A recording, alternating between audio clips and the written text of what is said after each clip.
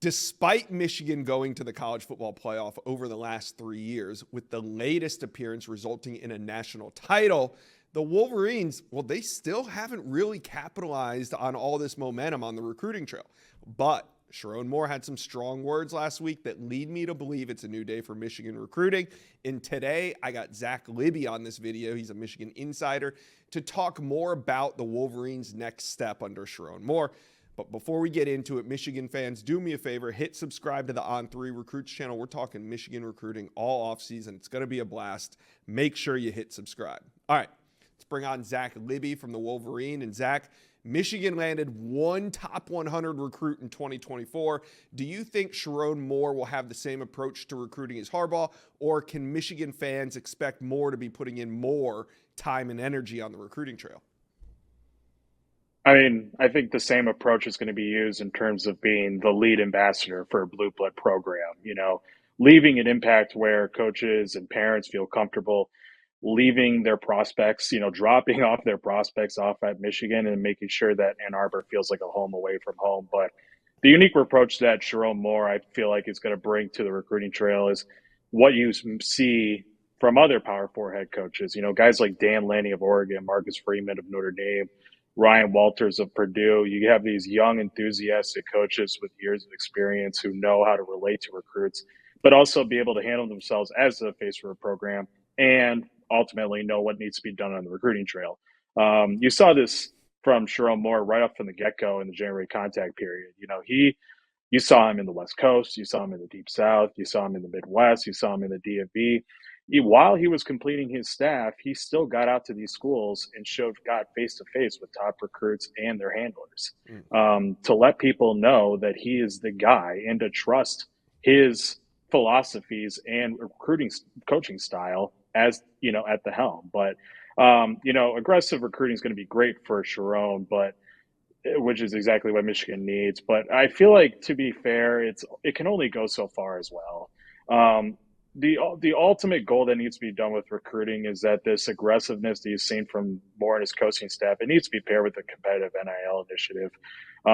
That's what really is going to take recruiting for Michigan to the next level. I mean, this offseason has been marked with Michigan's inability to compete in the NIL realm. And quite frankly, its refusal to compete in this NIL realm. Mm-hmm. I mean, with recruiting, if you're not using NIL as a tool, it's going to be tough to land these 5-star backs and these top 100 prospects. I mean, any key athlete that commands high market value, the embracement of NIL from university leagues, that's what's going to be the make or break case in order to see the new heights for recruiting for Michigan, to go from top 20 recruiting classes, top 15 recruiting classes. So do you think, though, is this another kind of burnt off season where they win the national title and they don't capitalize on the momentum, or is there still time for Moore to capitalize on this national championship momentum?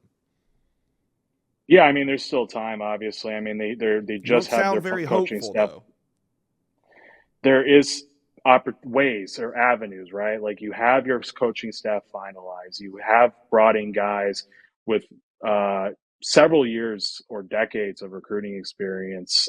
You have collectives from Michigan who are doing everything that they can to make sure that players are given their opportunities. But in the end, we have to see university leaders to embrace the NIL initiative, something that Sharon Moore has gone on record saying that he is in full support of. So I think that unless we see that, I feel like we're going to come back here next year and say, it's just deja vu all over again.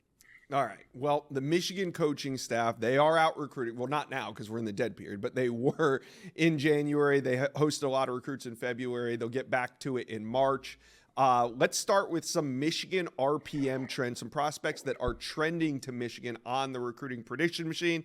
We'll start with Alex Graham out of Detroit. He's a 4-star cornerback. Have you put in a prediction for Alex Graham, and what are your sources saying? Yes, I've had a prediction in since November of 2022. So okay. Alex Graham, as you mentioned, he is a Detroit native. He attended Detroit Cass Tech for first 2 years of his high school career. He's been at IMG Academy since July of last year, but Since the transfer, he's been to Michigan twice, including in late November for the Ohio State game, and then this past February, well, earlier this month in February for the final recruiting weekend of the contact period. That was huge for Michigan to get Graham up for that weekend. It was an opportunity for Graham and his family to sit down and talk in depth with Sharon Moore. Overall impressions that Graham got from after speaking with Moore is that he knows what he's doing. And I feel like that's just a consensus from every recruit that we talk to about Coach Moore, considering the fact that Sharon is, 4-0 as a head coach. But obviously, too, there's a lot of wait and see. When Graham was on campus in early February, Steve Cleescale, former defensive backs coach, was still on staff. But now that he's moved on to Los Angeles Chargers with Jim Harbaugh, and Graham found out, he was obviously disappointed. The plan right now is, to return for a spring camp practice, see how practices are run under the new staff, and meet with the new DB coach, which is Lamar Morgan, who it was the defensive coordinator the last 2 years at Louisiana Lafayette. But I think there's still optimism to have Michigan as the leader. Grant, upon learning the new DC, Don Martindale, who's the innovator of that multiple front defense that Michigan has deployed these past 3 years, Graham was really excited about that. But overall, my prediction that's been going on for 16 months, is obviously due to his Detroit roots. He's been on 9 unofficial visits total. His mother is an alumni of Michigan. We're just going to see what transpires this offseason, how the new staff can make an impact while recruiting Graham to get him back home. All right, the next prospect we're going to talk about is defensive lineman Jalen Williams. Now, he's from the Chicago area, and he goes 6'5", 240, big, versatile defensive lineman that's trending to Michigan at 96% right now in the recruiting prediction machine. Are they close to closing this one out? Yeah, this one's an interesting one. You feel like this was Michigan's to lose after Williams has visited for the Ohio State game. That's when all the predictions came in, including myself. But, the loss of defensive line coach Mike Elston, who also left for the Chargers, that kind of swung the door open for other schools. Williams himself tweeted out that reporters are encouraged to change their picks. But the addition of Greg Scruggs, who's defensive line coach from Wisconsin, I feel like that puts Michigan back in the driver's seat and gives them that solid chance. Scruggs, was one who offered Williams. They had a relationship going back to Williams' sophomore year. Williams, who's from Chicagoland, has been to Madison on a couple of visits, including in late October for a game day visit. Pair that with, just seeing the level of dominance that Michigan has had as a defensive line. You got guys like Mason Graham and Kenneth Grant, who are bona fide first rounders in 2025. That certainly entices a kid like Williams. And, for him, who comes from an area in, Metro Chicago, Michigan has landed a signee in that area in every recruiting cycle since 2019. So that's Moore's area. So he's going to continue having a role in this recruitment. So pair that with Scruggs, and I feel like you should be confident that Michigan can garner back the momentum that they lost after Mike Elston left. All right. Now, Avery Gash, we're going to move over to the offensive side of the ball. We're going to stay in the trenches. He's an interior offensive lineman, actually the number 2 player in the state of Michigan. Is he a must get, considering the number 1 player in the state of Michigan, Bryce Underwood, is already committed to LSU? I've been hesitant to place an on-3 prediction for Michigan to land Gash. Not really because I don't think Michigan has any momentum. Certainly, he's been to Ann Arbor on 3 game day visits this past season, but it's just too early to call. Gash and his family have just been adamant that a commitment won't happen until official visits are done. So that's 4 to 5 months until he locks it in. So that gives time for schools like Georgia, Penn State, Ohio State, USC, Wisconsin, schools that have been on high on the radar to keep their foot on the gas pedal. But obviously with Michigan, he is the top priority on the board on offensive line for 2025. The coaching staff has let Gash know that. Coach Sharon Moore got in contact with Gash on the same day he was formally announced as head coach. He and Grant Newsome, the new offensive line coach, both stopped by Birmingham Groves to see Gash at his school during the January contact period.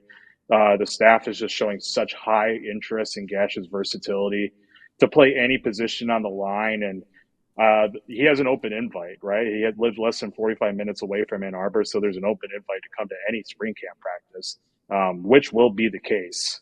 But overall, this is a prospect that you just can't let leave the state, especially with so much that Michigan can provide an offensive lineman, right? Like elite development, winning 2 Joe Moore Awards in the past 3 years, having your head coach be an offensive line coach in his past coaching career, as well as a former offensive lineman.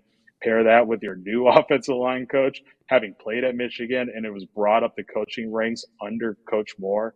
I mean, the rest of the offseason, we're going to see the coaching staff make sure that every stone is turned over to ensure that Gash doesn't leave the state. So we'll see what happens this offseason. Yeah, he's an important prospect. But I have a question. Do you think that number one safety DJ Pickett is Michigan's most important target on the board?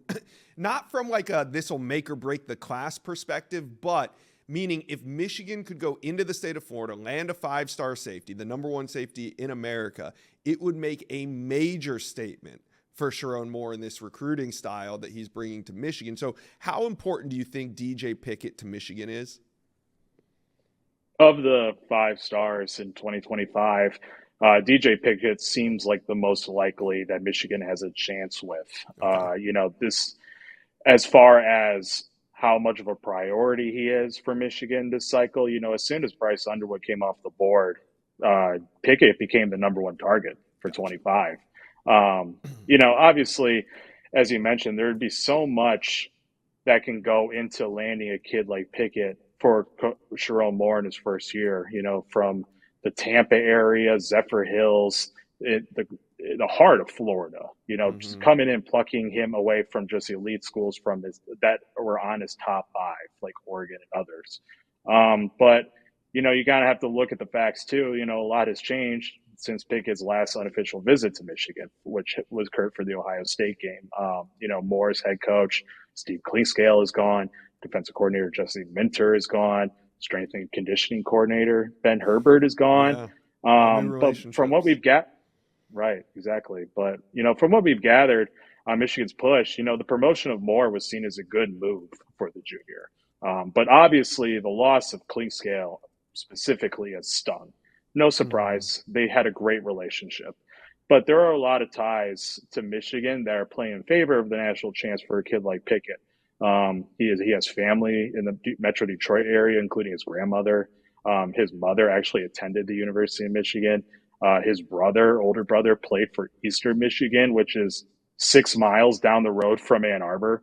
But also, for a kid like him who saw the Ohio State game live, he also saw the Penn State game live in 2022. So he saw elite defensive back production live and just that overall environment at the Big House. But, if you see guys like, Rob Moore, who had that game-winning interception against the Buckeyes, the impacts of like Makari Page, Mike Sanderstill, Will Johnson, Josh Wallace, those guys had a huge, just role on a national championship team. And I feel like that's important to note and seeing what kind of contributions a kid like Pickett can make early. But, now with Lamar Morgan now hired, he obviously has to pick up the pieces in a short order to, weather the storm of having a guy like Steve Klingscale leaving. We've heard a return that could be possible for the weekend of the spring game, which is in late April. So we'll just see how things shape out now that a new commander of the DBs is in place. But obviously, having Michigan in that top 5 shows that Michigan is still high on the radar for him. Yeah, and there's a long offseason. It's very young in this 2025 cycle. So Zach Libby, we're going to be talking a lot of Michigan recruiting this offseason. Appreciate you stopping by today on the Inside Scoop. Appreciate it, Josh. Thank you. Thank you for watching this video. And if you enjoyed that, go check out the hundreds of videos that we have on this channel. And also do me a favor, hit subscribe to the On3 Recruits channel.